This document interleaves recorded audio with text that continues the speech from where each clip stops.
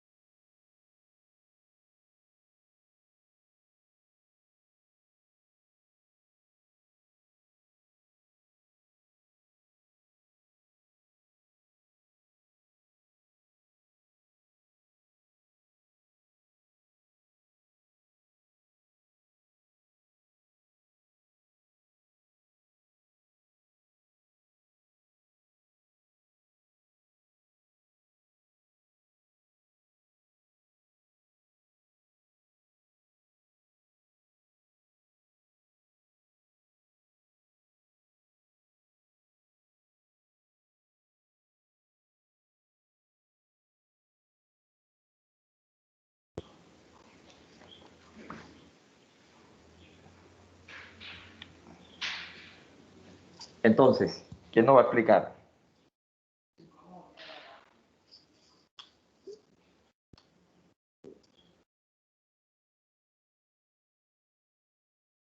¿No me escuchan? Sí, doctor, se le escucha. ¿Quién nos va a explicar?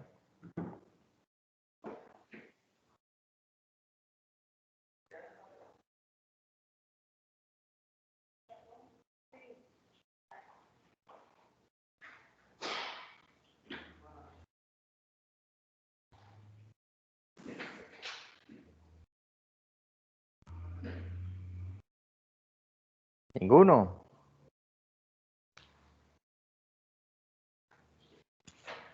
¿Por qué se reduce la reducción de la precarga? Recuerden que esto es pura fisiología. Ya ustedes todo esto lo vieron en su momento en la Fisiología 2 con la doctora Nora. Pero al disminuir la aldosterona, pues la volemia baja. Entonces, Ajá, muy bien, sí. aumenta el aporte de oxígeno por la vasodilatación que se produce. El corazón no se Ujú. esfuerza tanto. En la contracción, como hay bloqueo del canal de calcio tipo L, no hay estimulación del calcio, no hay mayor fuerza de contracción. Entonces, reduce todos esos procesos. Perfecto, puntual, así es. Entonces, doctor, usted mismo, mire la clasificación y cuénteme qué pasa dependiendo del tipo de medicamento que usemos. Explíqueme esa parte. Claro, pues, estoy entendiendo. Desde arriba, canales de calcio lentos, dihidropiridínicos, ¿y qué pasa con cada uno de ellos? Entonces hay vasodilatación arterial, disminución de la poscarga, ya lo habíamos dicho, vasodilatación coronaria, disminución de la respuesta cardíaca, produciendo la bradicardia.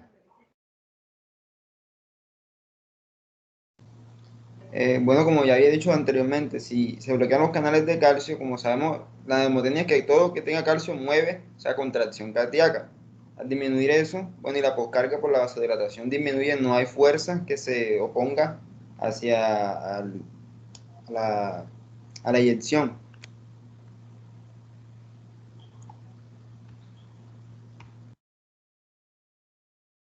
¿Alguien más quiere comentar algo?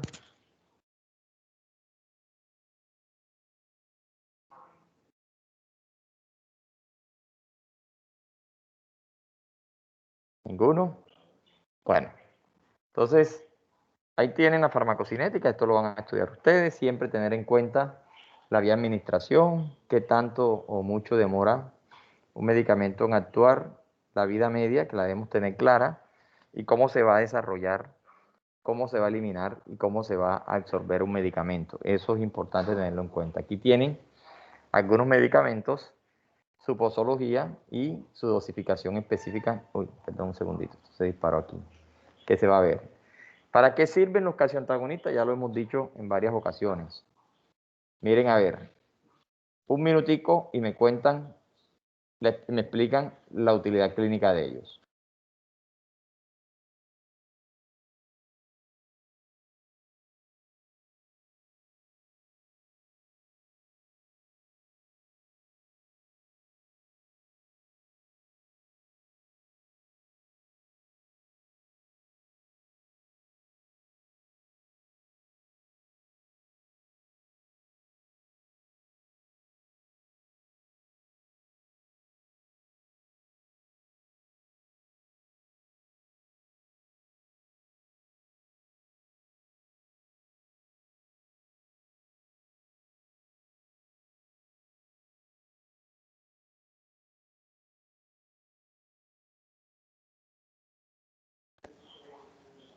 ¿Qué dijeron?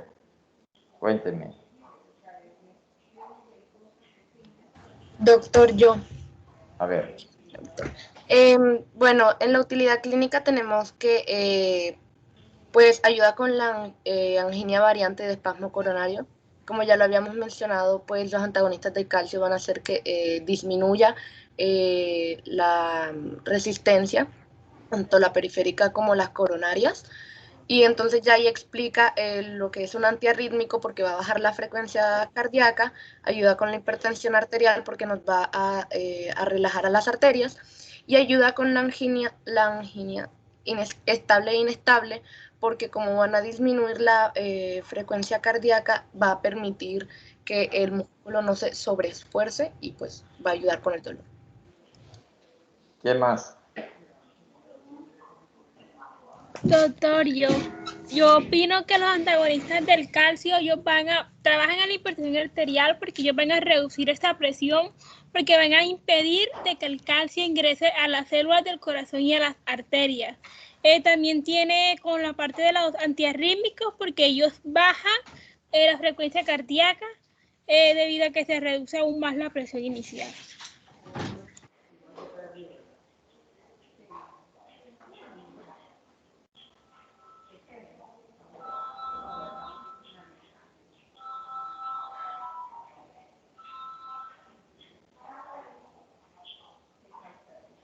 Muy bien, entonces eso queda completamente claro. Tenemos efectos adversos, miren, vértigo, rubor facial, edema, hipotensión, lo típico.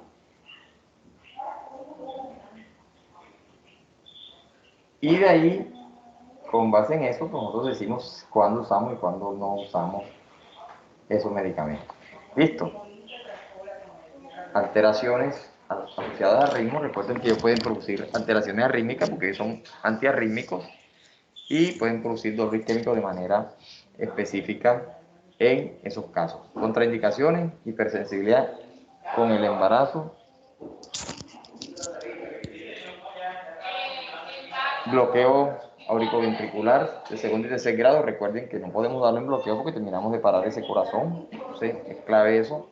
En infarto agudo del miocardio tampoco, y en insuficiencia cardíaca va a tener sus contraindicaciones porque vamos a disminuir aún más la actividad del músculo cardíaco, entonces eso lo debemos tener completamente claro. Aquí tienen algunos productos. Aquí tienen el Adalac de 30 a 60 miligramos día. Aquí tienen el Adalac Oros, que es de larga acción en general. Y aquí les muestro, por ejemplo, este Verapamilo, que también hace parte de este grupo de los calcioantagonistas. Entonces, ¿cuál es la conclusión? ¿Quién me concluye los calcioantagonistas con sus propias palabras?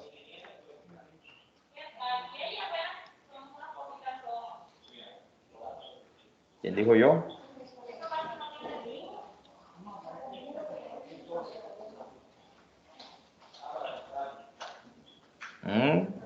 Están calladísimos hoy.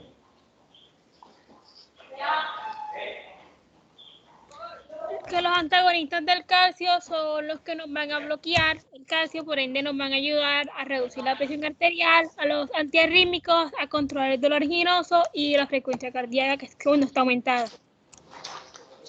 Muy bien. Entonces lo usamos como antihipertensivo, como antiarrítmico, ya lo vimos para pacientes con angina y demás, y por eso se considera un antianginoso. Listo, si yo les preguntara por qué se considera un antianginoso, ya ustedes muy bien lo tienen descrito y lo tienen claro. Bueno, vamos con otro grupo de medicamentos como lo son los beta bloqueadores. Para eso vamos a hablar de los receptores alfa y de los receptores beta. Entonces es importante que ustedes tengan en cuenta lo siguiente. Les voy a mostrar una tabla y ustedes mismos van a ir cayendo. ¿Cuáles son los efectos de los receptores beta? Fíjense que los receptores beta 1, beta 2, están asociados muy de la mano con la frecuencia cardíaca, la velocidad de conducción, la contractilidad, vasodilatación, contractilidad. Entonces fíjense que casi todos los efectos de los receptores son de aumento de todos estos parámetros, desde la frecuencia, la velocidad y la contractilidad. Entonces cuando yo tengo un paciente hipertenso o un paciente con un cuadro antianginoso, nosotros podemos usar un beta bloqueador. ¿Por qué razón? Porque ya hemos visto que los beta bloqueadores, ¿qué pasa si yo bloqueo el receptor beta 1? Cuéntenme. Cuéntenme. ¿Qué pasa? Disminuir la frecuencia cardíaca, Disminuye la frecuencia cardíaca. la velocidad de conducción, por ende va a disminuir la contractilidad y bueno, ya. Muy bien, perfecto. Entonces fíjense que el receptor beta, pero hay otra cosa importante que quiero que tengan en cuenta. Miremos ahora acá. Además de todo, ellos tienen acción, ojo, en el riñón, liberación de renina, y quiero que miren, importante, vesícula, vejiga, útero, gastrointestinal, terminal. O sea, hay diferentes sitios donde ellos producen acción. Pero hay uno en especial que quiero mostrarles y es en los bronquios. Receptores beta 2 producen broncodilatación. Entonces, ¿qué pasa cuando yo doy un beta bloqueador a nivel pulmonar? Cuéntenme. ¿Qué pasará allí? Puede tener riesgo de broncoconstricción. Perfecto. ¿Y qué pasa entonces? ¿En qué paciente estaría contraindicado el uso de entrada? Paciente con ambas. Pacientes asmáticos, pacientes con EPOS. Muy bien, entonces por eso hay que tener mucho cuidado con esto. Ahora que empecemos a ver capítulos respiratorios se van a dar cuenta de toda la importancia que tiene este proceso en ese tipo de pacientes. Entonces, importante esa parte. ¿Queda claro? Receptor beta, y yo resalto los aspectos generales más importantes. Entonces, ¿cuál es el mecanismo de acción de los beta bloqueadores? Aquí lo dice claro. Espérenme un segundito que me tienen. Espérenme un segundito.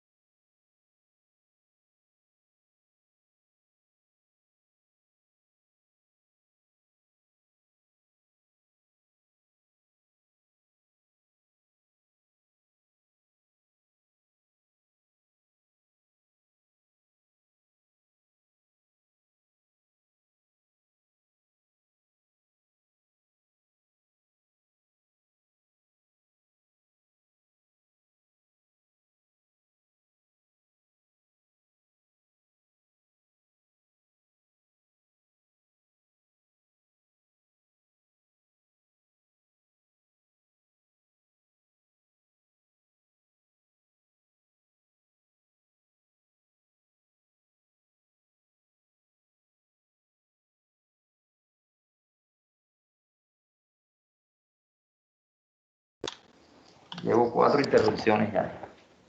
Pero bueno, ahí vamos. Entonces estábamos hablando de, se unen selectivamente a los receptores beta. Entonces ya sabemos que receptores beta, pero ellos pueden bloquear tanto receptor beta 1 como receptor beta 2, ¿cierto? Hay unos que son específicos para cada receptor.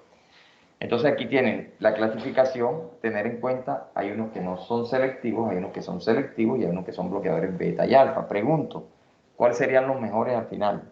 ¿Los no selectivos, los selectivos o los bloqueadores? Alfa y beta, cuéntenme.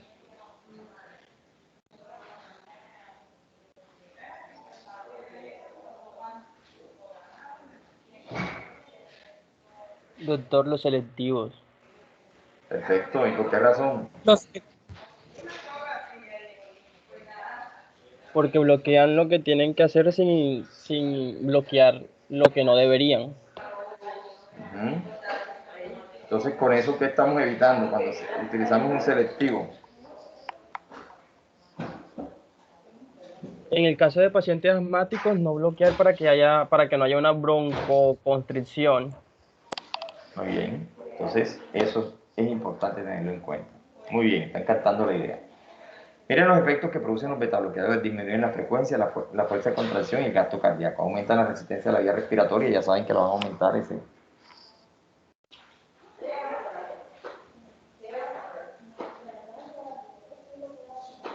¿Qué más tenemos?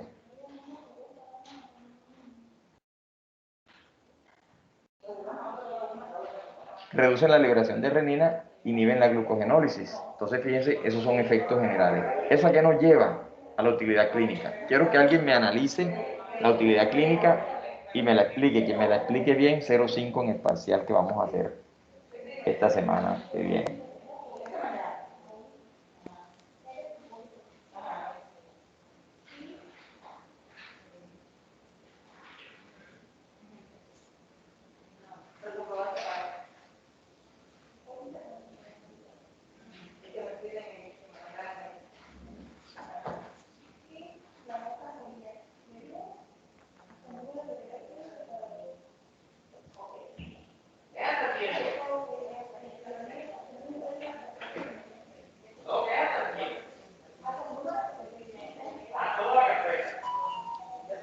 ¿Quién dijo yo?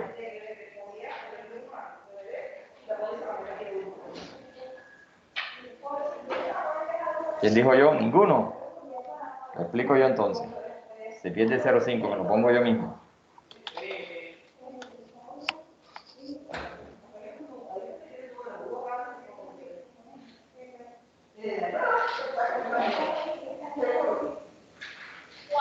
Doctor, lo que yo entiendo ahí es que los betabloqueadores ellos ayudan a prevenir, a mejorar y a tratar las insuficiencias cardíacas, el ritmo cardíaco irregular como están las arritmias, el dolor de angina y las presiones arteriales, la hipertensión. ¿Y qué pasa con la cardiomiopatía obstructiva hipertrófica? ¿Y qué pasa con el hipertiroidismo? Cuénteme, ¿por qué lo usaría un beta bloqueador para esos casos? Doctor, en el hipertiroidismo porque va a estar aumentada la frecuencia cardíaca, entonces el corazón va a trabajar más y el beta bloqueador va a ayudar a que esta frecuencia pues disminuya. Muy bien. Así es.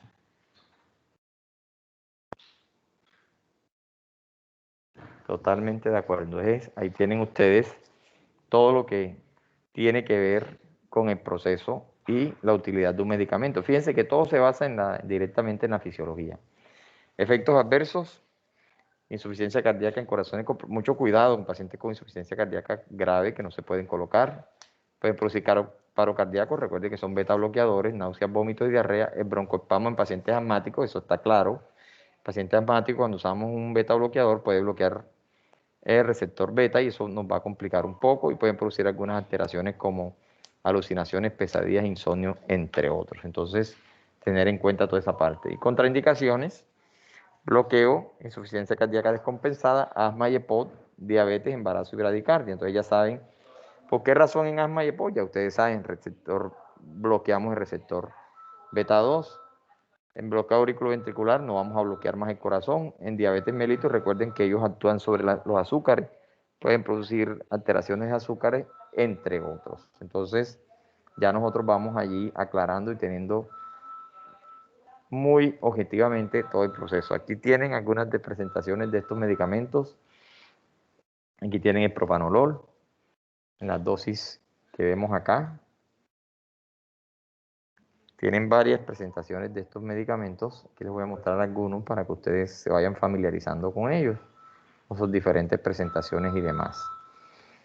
Bueno, aquí tienen otro bisoprolol. Entonces, ¿quién me concluye los betabloqueadores? Cuéntenme. ¿Por qué los betabloqueadores? Si yo les pregunto, ¿por qué los betabloqueadores son antianginosos? ¿Sí se pueden considerar antianginosos? ¿Por qué razón?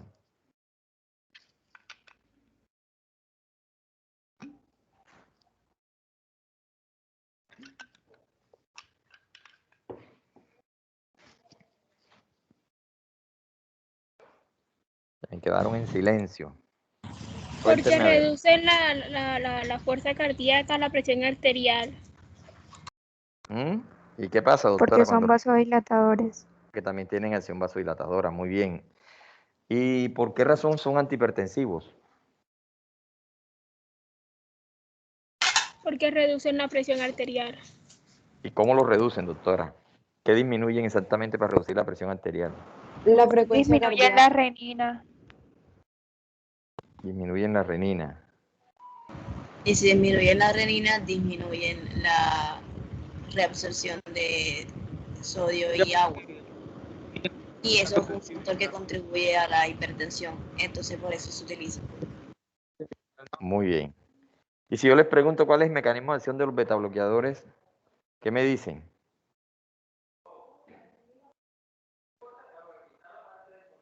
Pues que actúan sobre los Bloquean los receptores beta. ¿Cómo? Actúan Bloquean inhibiendo la noradrenalina. Muy bien.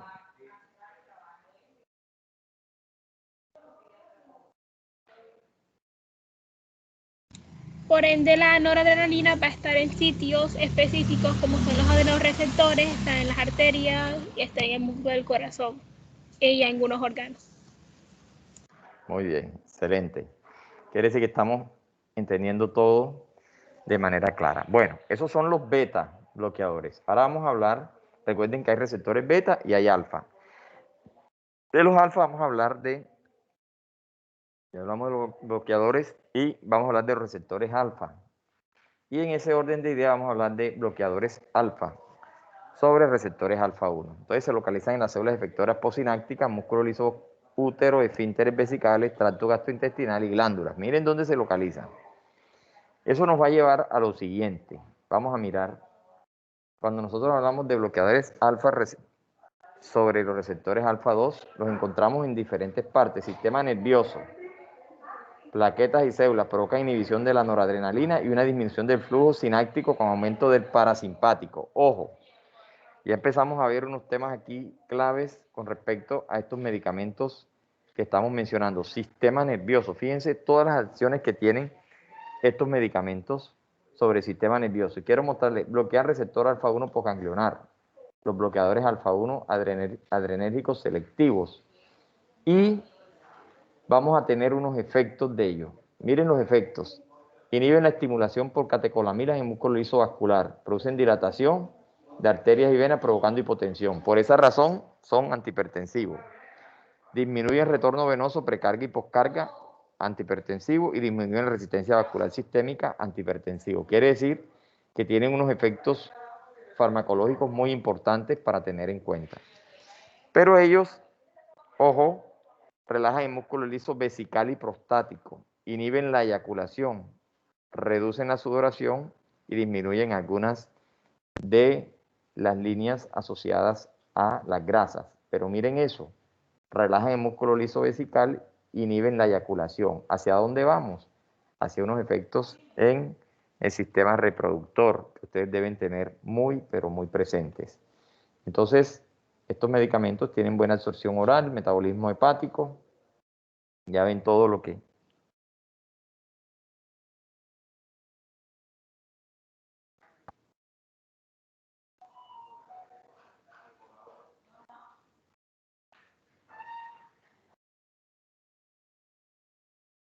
Ahí. Utilidad, vamos a ver. Dice que sirve para la hipertensión, la insuficiencia cardíaca, la enfermedad de Raynaud y la hipertrofia prostática benigna. Cuéntenme, ¿quién me explica esa utilidad de estos medicamentos?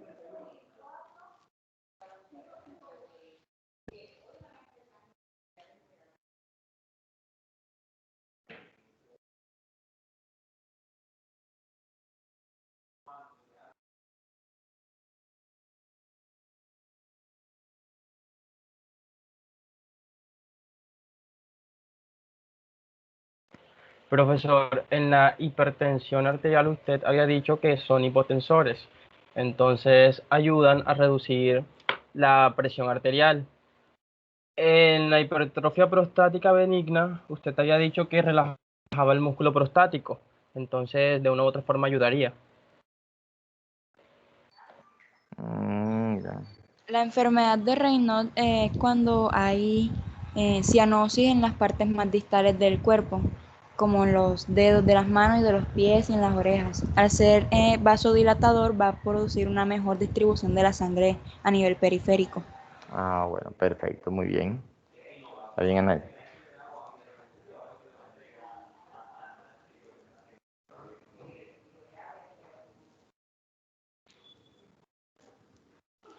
Muy bien.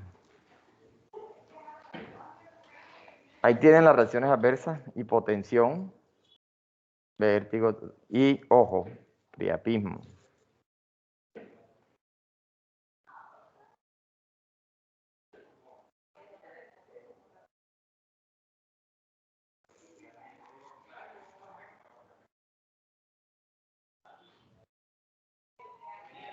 Entonces, siempre tengan en cuenta el tema del priapismo, porque el tema de la libido en el paciente es muy importante. Todos saben que es el priapismo, me imagino que sí. Y aquí tienen algunos de los medicamentos que nosotros usamos. Ahí están estos medicamentos. Espérenme un segundito.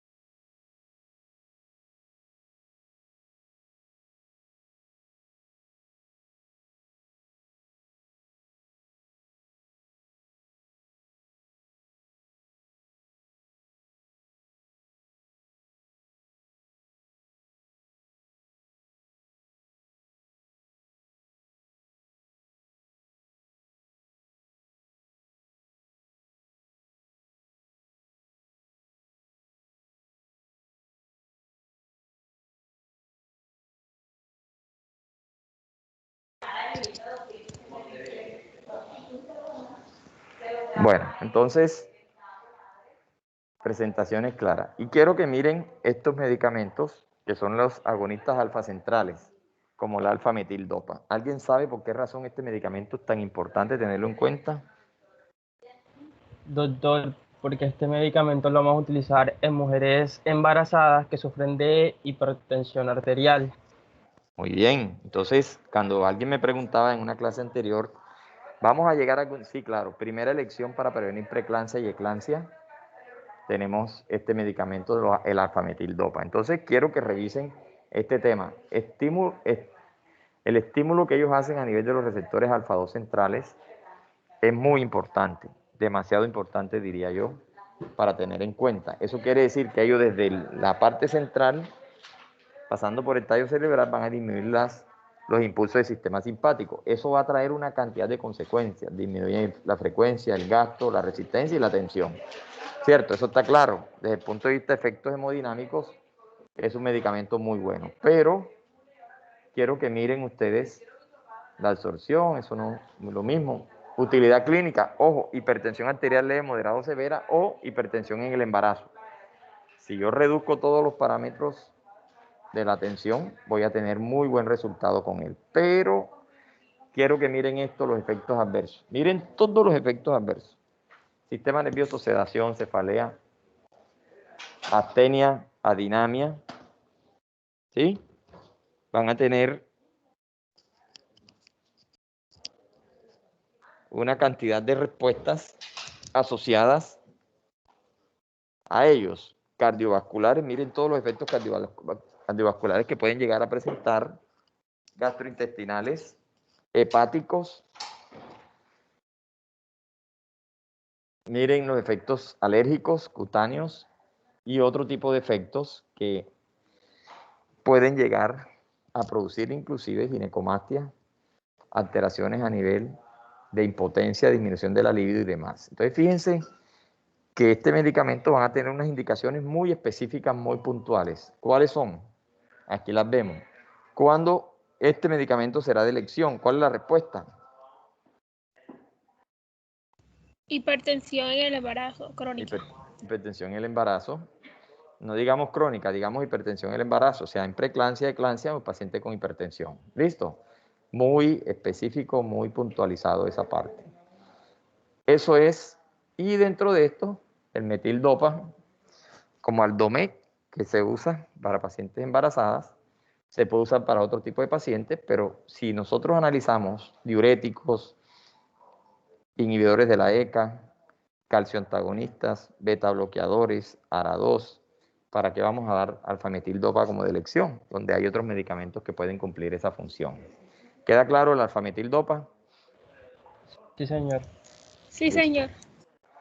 Y por último, vamos a Doctor. hablar de la cardiopatía isquémica, corazón con insuficiencia de oxigenación, es un corazón que entra en isquemia.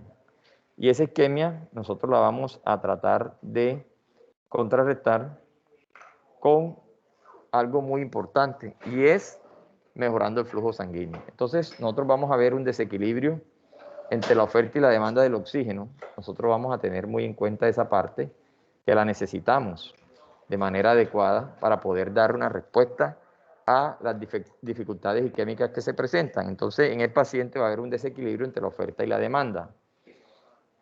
La cardiopatía isquémica, su punto de partida es la angina de pecho. Su manifestación clínica es ese dolor opresivo que se presenta retroesternal que puede ser irradiado al brazo izquierdo y también se manifiesta con infarto agudo de miocardio, insuficiencia cardíaca y muerte súbita. Entonces ustedes van a tener una rama o una serie de eventos específicos que se van a presentar en el paciente que tiene ese tipo de cardiopatía. Entonces esta cardiopatía nos va a llevar a una clasificación de la angina. La angina la vamos a clasificar angina de esfuerzo, angina de reposo y angina mixta. ¿De qué depende todas estas anginas? Depende de la severidad del cuadro y el tipo de cuadro del cual estemos hablando. Entonces, ¿qué vamos a tener para contrarrestar la angina? Los medicamentos antianginosos. Regálenme dos que ya vimos. ¿Cuál serían? Dos que ya vimos. Los que ya vimos se me fueron. Beta bloqueadores Los beta y bloqueadores calcio antagonistas. Y calcio antagonista. Y ya saben ustedes por qué razón esos beta bloqueadores y esos calcio antagonistas nos sirven para estos pacientes, ¿verdad? ¿Y cuál nos faltaría? Ya también lo había mencionado. ¿Cuál nos falta? Los nitratos, ¿cierto? Entonces, ellos no tienen actividad antiálgica, o sea, ellos no actúan como un analgésico. Cuando un paciente llega con un dolor opresivo, retroesternal, por angina, yo pregunto, ¿por qué no le doy, por ejemplo, acetaminofén? ¿Por qué no le doy Dolex? ¿Por qué no le doy ibuprofeno? Cuéntenme a ver por qué razón no le doy. Porque la utilidad sería de quitar el cuadro isquémico. Perfecto, porque el paciente tiene un problema de riego sanguíneo, tiene un cuadro isquémico severo que tenemos que mejorar y la única forma de mejorarlo es a través de este tipo de medicamentos. Todos estos medicamentos vasodilatadores nos van a ayudar en todo el proceso. Muy bien. Entonces, ¿qué tenemos? Que ahí la demanda de oxígeno está asociada a la actividad del músculo cardíaco. Entonces nosotros tenemos frecuencia cardíaca, contractilidad del miocardio y tensión de la pared ventricular. ¿Qué ocurre cuando yo doy un calcio antagonista? Disminuyo la frecuencia, disminuyo la contractilidad. ¿Qué ocurre cuando doy un beta bloqueador? Disminuyo ambas. Y cuando yo doy un nitrato, los nitratos también tienen la bondad y están relacionados directamente con este tema. Entonces, cuando nosotros logramos equilibrar todas esas variables es cuando vamos a tener la opción de una mejor respuesta en el paciente. Entonces, sumando todo lo anterior, tenemos que los antianginosos aumentan la oferta de oxígeno al miocardio, disminuyen vasoespasmo, incrementan la duración de la diástole y reducen la presión telediastólica ventricular. Eso quiere decir que van a equilibrar todo el proceso de angina que puede llegar a tener el paciente, todo el proceso de dificultad asociada con el paciente. Entonces, ellos, a menor consumo de oxígeno, tenemos, básicamente los clasificamos como los que disminuyen el retorno venoso, como los nitratos, los que reducen la frecuencia y la contractilidad, como los beta bloqueadores y los calcio antagonistas, y los que impiden el vasoespasmo coronario y aumentan el aporte de oxígeno, como los beta bloqueadores y nitratos. Entonces, al final, ¿qué buscamos? ¿Para qué yo uso un nitrato? El nitrato lo uso con una razón muy clara. ¿Cuál es la razón de usar un nitrato? La razón de usar un nitrato es disminuir la constricción que se presenta, mejorando el flujo sanguíneo, sobre todo coronario, ¿cierto? Disminuyendo el espasmo o el vasoespasmo, disminuyendo la actividad del músculo cardíaco. ¿Cómo lo hago? Bloqueando los receptores asociados a la contractilidad. ¿Cuáles son estos receptores? Los receptores beta, ¿cierto? Muy específicos, los receptores beta 1. Y también vamos a tener los que bloquean los receptores del calcio o antagonistas o calcioantagonistas que van a bloquear la actividad del calcio y de esta manera van a disminuir la contractilidad plena que se presenta en estos pacientes. Entonces, la suma de todo esto es lo que nosotros llamamos medicamentos antianginosos y los antianginosos disminuyen ese dolor opresivo asociado a la angina. ¿Queda claro? Sí, doctor. Sí, señor. Doctor, este medicamento Sí, también doctor. podría servir para la hipertensión. Total, total. Nosotros tenemos aquí la utilidad de, estoy hablando de los antianginosos en general, ¿cierto? De los tres, los calcioantagonistas y betabloqueadores, ya usted vio que son antihipertensivos y son antianginosos. Ahora vamos a hablar de los nitratos, que te pueden servir para la hipertensión, sí, pero no serían de elección. Y ahorita vamos a ver por qué razón. Entonces nosotros lo vamos a ver, lo vamos a clasificar. Aquí están los antianginosos, nitratos, betabloqueadores y calcioantagonistas o antagonistas del calcio. Y dentro de los nitratos los vamos a dividir en tres grupos. Trinitrato de glicerilo, que es la nitroglicerina, el dinitrato de isosorbide y el mononitrato de isosorbide. ¿De qué depende que sean mono, dinitrato o trinitrato? Del número de moléculas que tengan en su estructura química. Entonces, ¿qué hacen ellos? Aquí está el mecanismo de acción específico de los nitratos. Miren la imagen y cuéntenme por qué razón los nitratos son antianginosos y por qué razón los nitratos pueden ser antihipertensivos. Analícenlo, quien me lo explique bien, 0,5 nuevamente. Listo, 2 minuticos.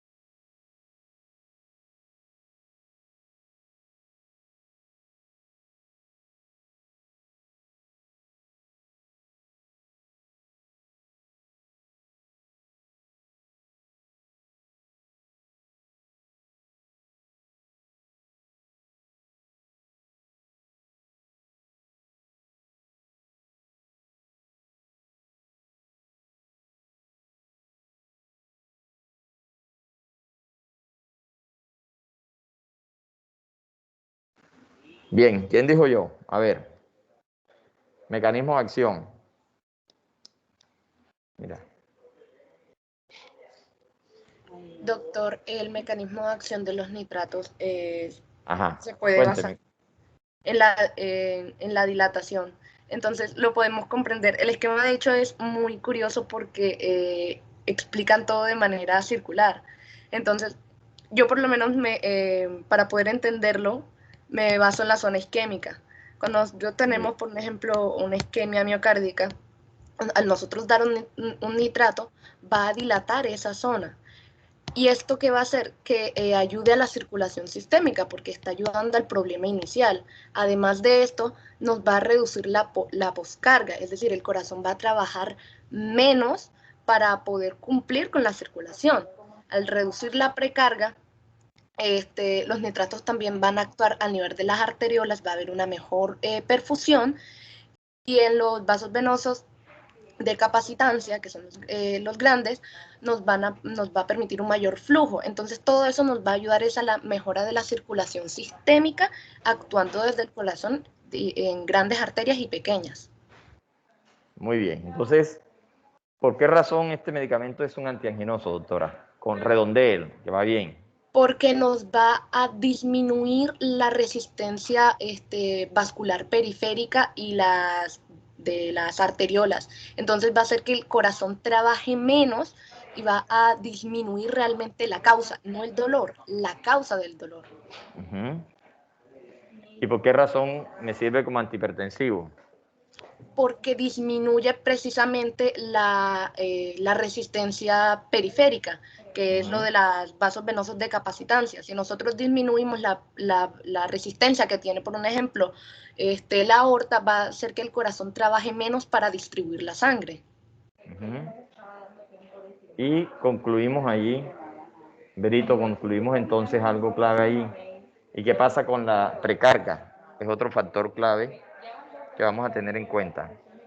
Entonces, Hay una vasodilatación, va a haber una reducción del retorno venoso y la precarga va a ser esa fuerza con la que se llena el ventrículo. Entonces, si hay reducción del retorno venoso, también reduce la precarga.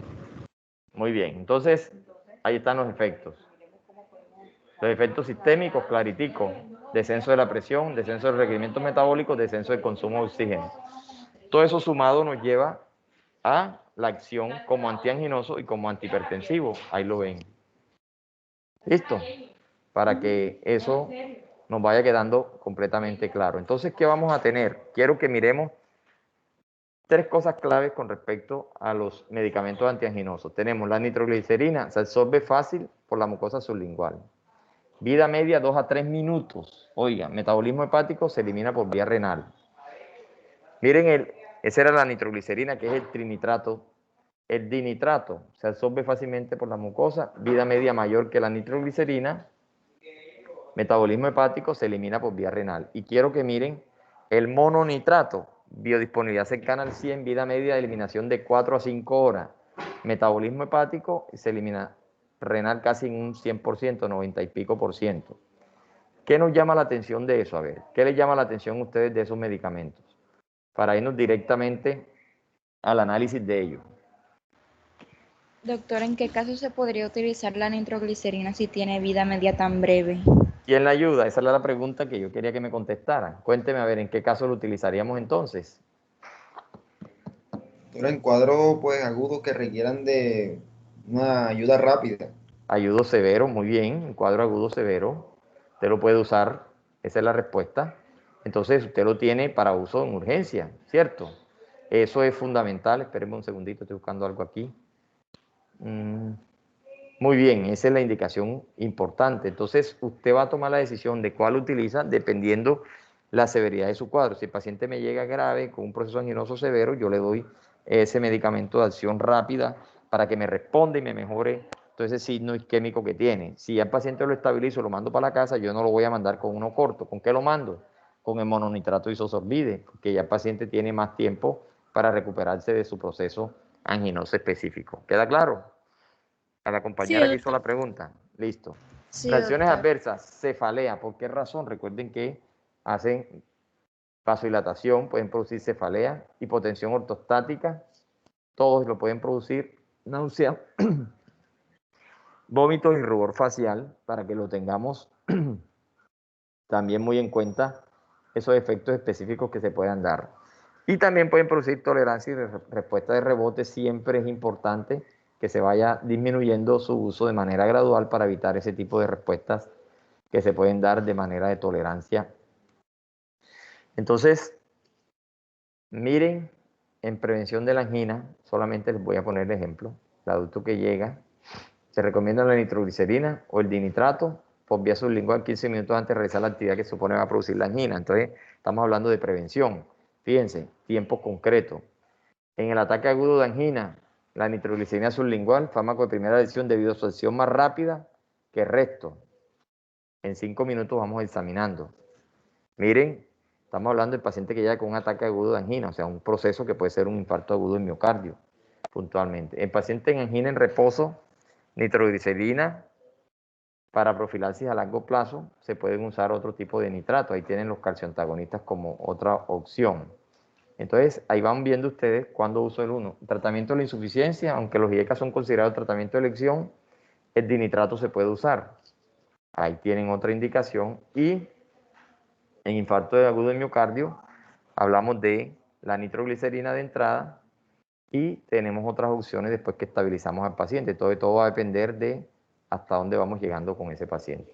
Contraindicaciones, hipotensión arterial, obviamente, intolerancia al medicamento por hipersensibilidad, hipertensión endocranial y glaucoma, que tienen que ver con todo el proceso general de estos medicamentos. Aquí tienen las presentaciones, tienen el Nitradix, Nitroder, parches de liberación que se colocan, ustedes los han visto. Aquí tienen la nitroglicerina, aquí tienen el Isordil, que es el Isocor, Y todos estos medicamentos los usamos, y el Monix como mononitrato de isosorbida. Entonces fíjense que todos estos medicamentos nosotros los usamos de manera continua para los pacientes que requieren algún tipo de tratamiento específico. ¿Listo? Entonces eso es lo que nosotros vemos con respecto al tema de la angina. ¿Clara la angina? Claro, el manejo de los antianginosos. Entonces, ¿cuál es la conclusión? Un paciente con angina tiene un déficit de oxígeno asociado a la oferta y la demanda. Ese déficit de oxígeno me lleva a un dolor opresivo, un dolor que puede irradiarse hacia el lado izquierdo, ¿cierto? Retroesternal, un dolor intenso que no va a ceder con el manejo analgésico, sino que necesitamos medicamentos que mejoren la oxigenación del músculo cardíaco. Para eso, obviamente, nosotros vamos a necesitar de un medicamento que me ayude muy bien con respecto a todo el proceso de oxigenación, y para eso usamos los medicamentos que son llamados antianginosos. Los más potentes para ese caso serían los nitratos. Podemos usar los beta bloqueadores o podemos utilizar, además de los beta bloqueadores, nosotros podemos usar los calcioantagonistas. Eso nos debe quedar completamente claro para que vayamos incursionando en todo el proceso de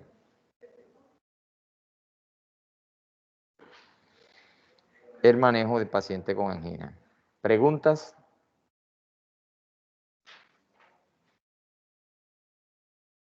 No, doctor. No, doctor. Bien.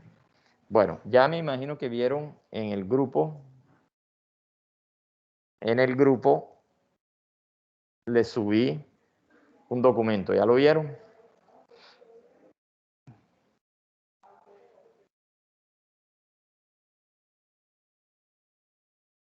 No me contestaron. ¿Lo vieron o no lo vieron? No, doctor. No, doctor. No, señor. No, señor. Bueno, métanse inmediatamente en archivos. Hay un Sí, documento que se doctor, llama son los primeros grupos de las Pri- exposiciones. Primero seminario. Perfecto. Entonces voy a abrir aquí para corroborar grupos. Voy a tomar la lista que tengo acá. Si alguno hace falta, por favor, me lo comentan. Listo. Espérenme un segundo, yo tengo aquí la lista.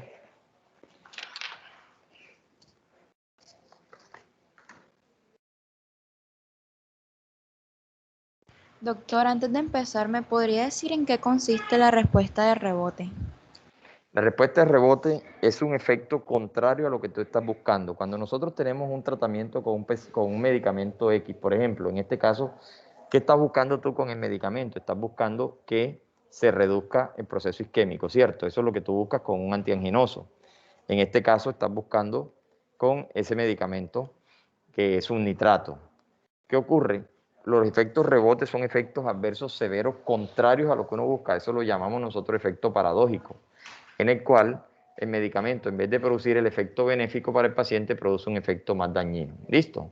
Entonces, ese efecto rebote se da como un efecto idiosincrásico, y por esa razón nosotros tenemos que los medicamentos llevarlos de la forma más tranquila posible para evitar que se dé ese tipo de respuesta. ¿Listo? Ok, doctor. Bueno, entonces ya estoy compartiendo pantalla. ¿Sí están viendo la pantalla? Sí, Sí, doctor. doctor. Sí, doctor. Bueno, entonces vamos. Así quedaron conformados los temas y los grupos. Grupo 1, voy a pasar lista aquí rapidito. Álvarez, Presente. Arias, Pérez, Presente. Arrieta Humanes, Arrieta, Arteaga Cibaja, Presente. Benítez Doria, Bernal Rodríguez,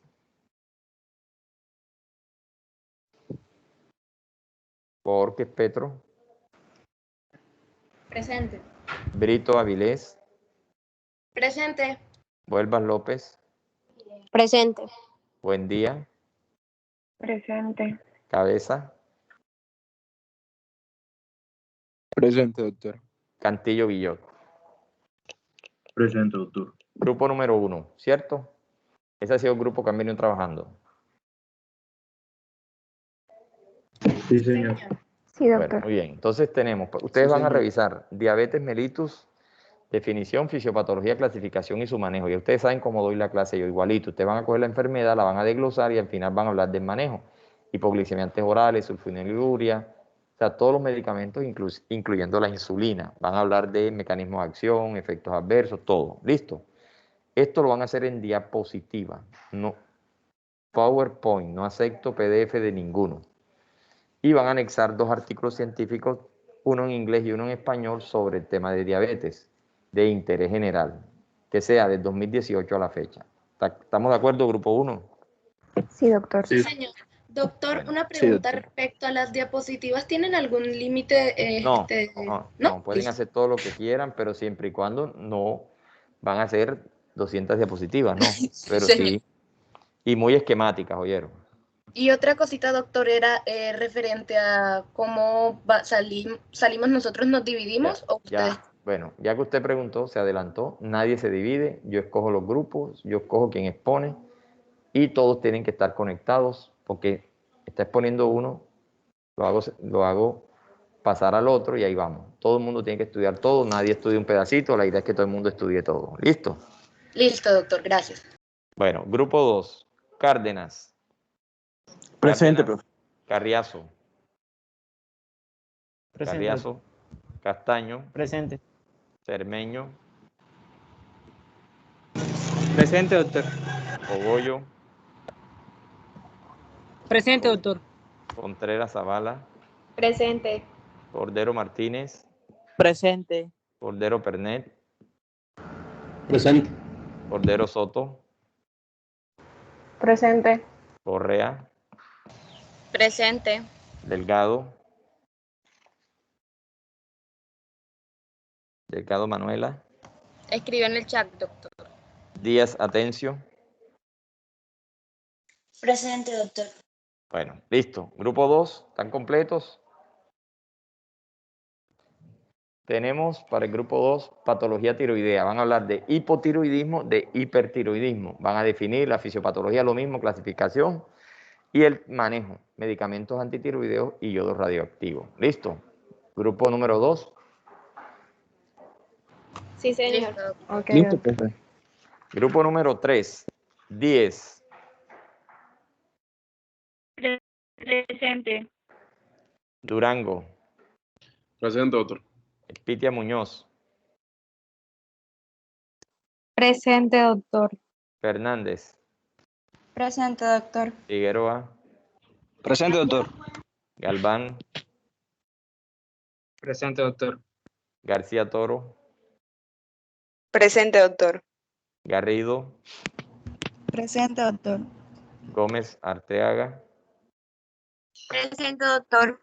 González Díaz. Presente, doctor González Díaz. González Hernández.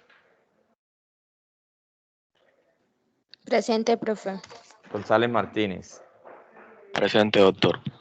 Grupo número 3. El grupo 3 me va a hablar de dislipidemias. Me van a definir fisiopatología, van a clasificar los lípidos, ¿sí? Las lipoproteínas, debemos clasificarlas. Van a hablar de la enfermedad de las dislipidemias, la clasificación, y van a hablar de los medicamentos que disminuyen, o sea, solo colesterol, solo triglicéridos o ambos. ¿Listo? Grupo número 3.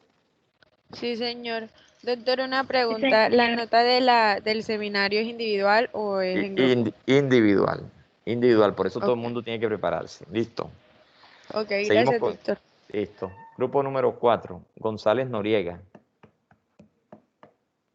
González Pertús. Presente. Gutiérrez Mejía. Presente, doctor. Guzmán Martínez. Presente, doctor. Guzmán Oyola. Presente. Enríquez. Presente, doctor. Hernández Arizal. Sí. Hernández Díaz. Presente, doctor. Hernández Fabra. Presente, doctor. Hoyo Rodríguez. Presente, doctor. Jiménez Hernández. Presente, doctor. Jiménez López. Presente, doctor. Grupo número 4, tema, anestesia, evaluación preoperatoria, sedantes hipnóticos, relajantes musculares y anestésicos inhalados. Ojo, son esos temas nomás, porque el grupo 5 tiene anestésicos intravenosos y anestésicos locales. Grupo número 4, ¿queda claro grupo 4? Sí, señor. Listo. Grupo número 5, Yanes, Presente, profe. Llorente,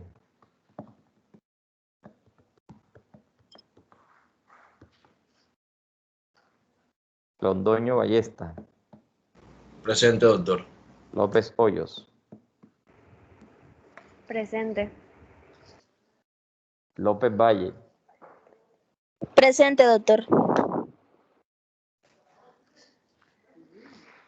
Lozano Peralta, Presente, doctor. Luna Sánchez, Presente, doctor. Macareno, Presente, doctor. Madera, Presente, doctor. Marín, Presente, doctor. Marriaga, Presente. Martínez Martínez, Presente, doctor. Martínez Merlano. Presente, doctor. Grupo número 5. ¿Está claro? Anestésicos intravenosos y anestésicos locales. Grupo número 5. ¿Todo completo el grupo? Grupo número 6. Mejía Peñate.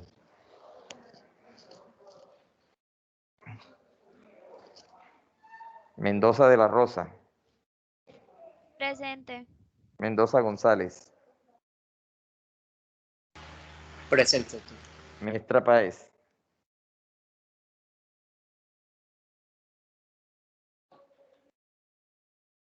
Mindiola. Presente.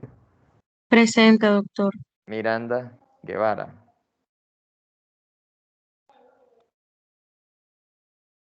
Morales Cabarcas. Presente. Morales Medina. Presente. Morales Rodríguez. Presente, doctor. Muñoz. Presente, doctor. Negrete Huelvas. Presente, doctor. Negrete Mausa. Presente, doctor. Obregón Martínez. Presente, doctor. Grupo número 6 va a hablar de epilepsia y antiepilépticos. Me van a hacer toda la parte fisiológica, fisiopatológica de la epilepsia y terminan hablando de los antiepilépticos, medicamentos para el manejo de la epilepsia. ¿Listo, grupo 6? Sí, señor. Grupo número 7, Oviedo. Presente, Oviedo, doctor. Páez Madrid, Presente, doctor. Pérez Oyola, Doctor Pérez Oyola está en cita médica. Yo creo que él le envió la excusa al correo, según lo que me dijo. listo. Pinto Martínez, Presente. Italúa, Presente, doctor. Quintero, Presente, doctor. Ríos Gutiérrez, Presente. Rivero Díaz, Presente. Rodríguez Cali, Presente, profesor. Rodríguez Ramírez, Presente, doctor. Rojas Hoyos, Presente. Rojas Medina, Ruiz Bocio. Presente. Grupo número 7, fármacos ansiolíticos y sedantes. Ahí va a hablar de los fármacos que tienen que ver con la ansiedad, con la depresión. Listo, grupo número 7. Listo, doctor. Y por último tenemos el grupo número 8. Grupo número 8, Sáenz Avilés, Presente, doctor. Sáenz Petro, Presente, doctor. Silgado,